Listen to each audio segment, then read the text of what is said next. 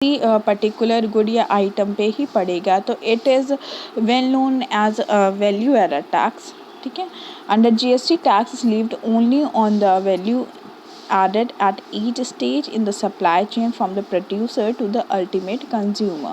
ठीक है, कि अगर मैन्युफैक्चरर, जैसे मैंने इससे पहले बताया कि मैन्युफैक्चरर अगर कोई पर्टिकुलर सामान खरीद रहा है तो उसके लिए उस सामान के वैल्यू पे टैक्स लगेगा। ठीक है, कंज्यूमर कोई फिनिश गुड खरीद रहा है तो उसके लिए percentage of the tax will be different. ठीक है, for example example is given here.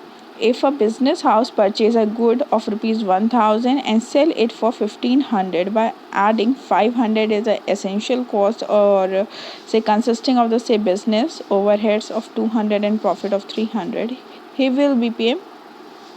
he will have to pay GST only on the value of the addition 500 and not on the total cost of the 1500.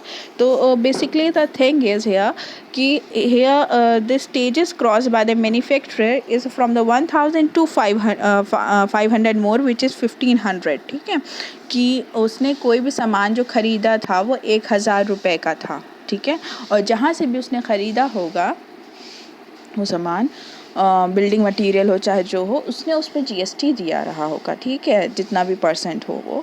ठीक, तो वो तो दे के आया, उसके बाद में उसने क्या करा, उसमें 500 रुपये और जोड़ दिए, जिसमें से 300 रुपये उसका प्रॉफिट था और 200 रुपये उसका manufacturing cost, whatever it is the cost is added to the particular thing.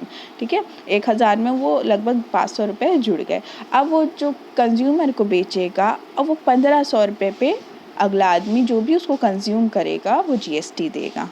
ठीक है, तो इससे जो टैक्स का वो है बर्डन है ये शिफ्ट होता है। ठीक है, जैसे कि इनडायरेक्ट टैक्स में होता आया है वैसे ही रहेगा, बट इसमें क्या हो जाएगा कि जो भी वैल्यू आप कंज्यूम कर रहे हैं, जितने भी वैल्यू का गुड और सर्विस आप कंज्यूम कर रहे हैं, उसी वैल्यू पे, पर्टिकुलर वैल्यू पे ही वो परसेंटेज ऑफ टैक्स लाई करेगा।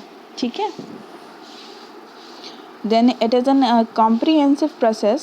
The GST submises all the prevail indirect tax. Moreover, by bringing a unified taxation system across the country, it ensures that there is no more arbitrariness in the tax rate.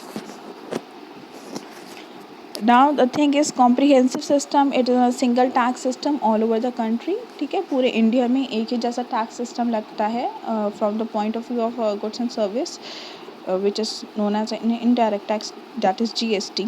ठीक है, तो एक ही tax लगेगा all over the country, और यही चीज़ जैसे मैंने बताया कि टैक्स चोरी को ये चीज़ क्या करती है, अवॉइड करती है। अगर सिंगल टैक्स सिस्टम होगा तो किसी को भी पकड़ना बहुत ही आसान हो जाएगा कि इतना % टैक्स दे रहा है वो बंदा, कोई भी चीज़ ख़रीद रहा है, कोई भी प्रोडक्ट है तो इतना टैक्स तो उसको देना ही देना है, तो उससे कोई बच के नहीं जा सकता।